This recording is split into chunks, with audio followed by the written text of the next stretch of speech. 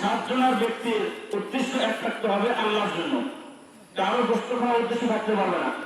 এরপরে 7 জনের টাকা কি থাকতে হবে? হালাল থাকতে হবে।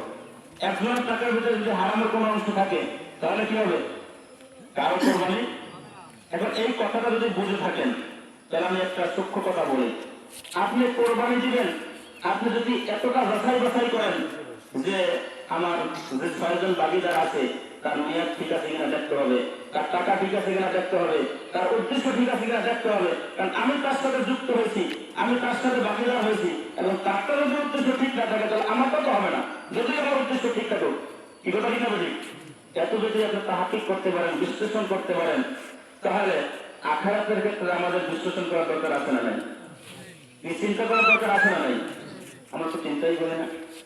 এরপরে দেখেন, আজকে আমরা ঈদুল আজহার নামাজ আলহামদুলিল্লাহ পড়তে হয়তো এলাকাবাসী যারা আছে ছোট বড় সবাই আমরা আসবো, সবাই আমরা আসবো।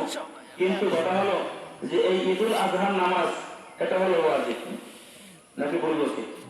এটা হলো কি? ওয়াজিব নামাজ। কিন্তু এর চাইতে পাওয়ারফুল গুরুত্বপূর্ণ একটা নামাজ এইটার আগে পড়ছি, সেটা কোন নামাজ? ফজরের নামাজ। কি কথা ঠিক আছে?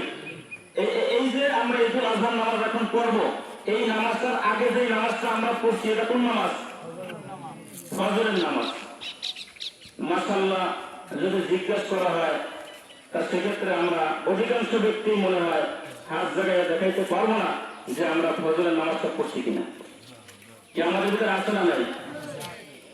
তাহলে আপনি কোরবানির ক্ষেত্রে এত বিশ্লেষণ করলেন, কোরবানির ক্ষেত্রে এতটা হাকিক করলেন, অথচ আপনি এই জায়গায় জিরো, তাহলে কি হলো বলেন? জায়গা মতো হয়ে ধরা কথা এটাই।